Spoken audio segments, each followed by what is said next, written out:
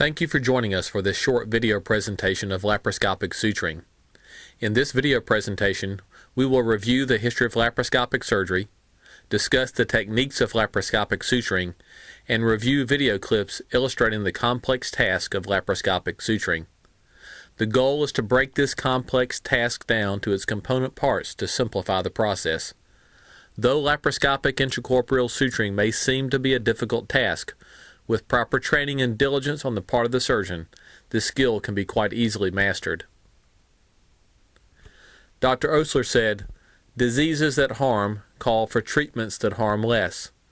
This view espoused by Dr. Osler lies at the heart of laparoscopic surgery. We all know the benefits of laparoscopy, but as laparoscopic surgeons, we owe it to our patients to be able to perform the same operation laparoscopically that we perform using an open technique. In order to do this, we have to master one of the basic skills of surgery, the art of suturing. Let's take a moment to look at the laparoscopic timeline.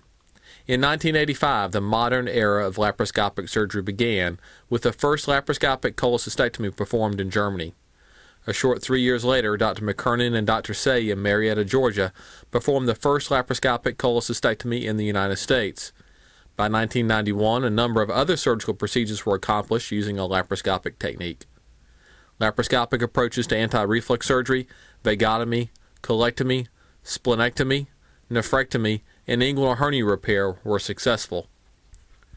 By 1993, adrenalectomy, prostatectomy, and Roux-en-Y gastric bypass had been completed laparoscopically. Looking at the data regarding the adoption of laparoscopic surgery, one can see the enormous impact of laparoscopic techniques on common surgical procedures.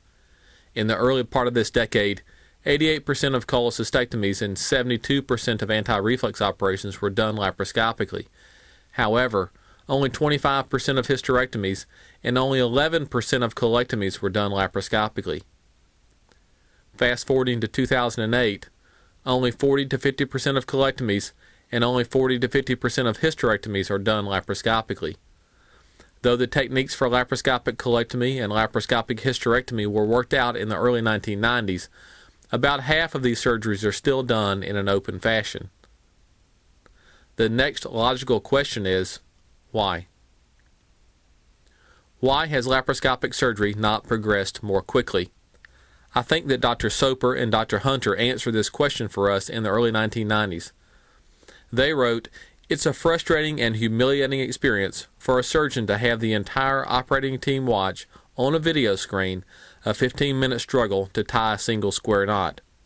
When we as surgeons cannot do something well, we have been trained to take the most conservative path possible. The solution to this dilemma is additional training in the technical aspects of laparoscopic surgery to allow patients the same safety net in the laparoscopic arena as we provide in the open arena. When we know that we can do the same procedure laparoscopically that we can do in the open arena, we as surgeons will be more likely to offer a laparoscopic surgical approach." This is a video of an experienced, board-certified surgeon attempting a laparoscopic intracorporeal knot.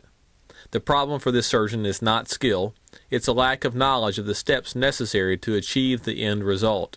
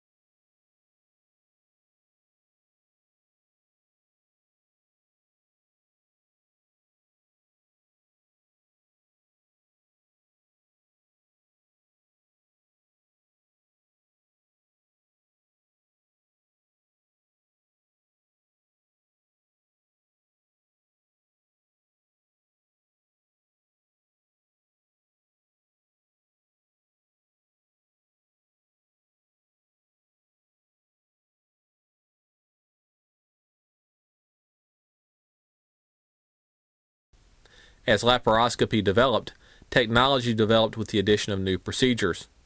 Mechanical stapling devices and suture assist devices were developed, and the basic skills of suturing were reserved for the open arena. We now know that there will be times when suturing is essential for the safe completion of the operation. This requires that we retrain ourselves in this most basic of surgical skills. In this video, we will be demonstrating to you the various components of suturing so that you can piece these steps together in a fluid motion. Each step builds on the next. Something as simple as introducing the needle in the wrong orientation will add additional unnecessary steps to the process. Efficiency depends not on how fast your hands move, but rather how precisely and how planned your hands move. Surgeons learning to suture laparoscopically commonly drop the needle, try to make the wraps too high, and leave long tails on the suture. As you can see, all of these issues make suturing appear much more complicated than it really is.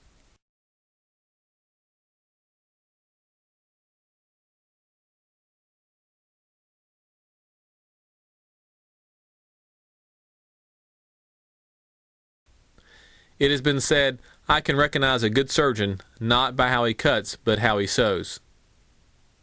In order to be able to sew effectively as a laparoscopic surgeon, it is going to take a solid understanding of the steps of laparoscopic suturing and knot tying, and then repeated practice. Most importantly, it's going to take attention to the details of the technique. It's not practice that makes perfect, but perfect practice that makes perfect.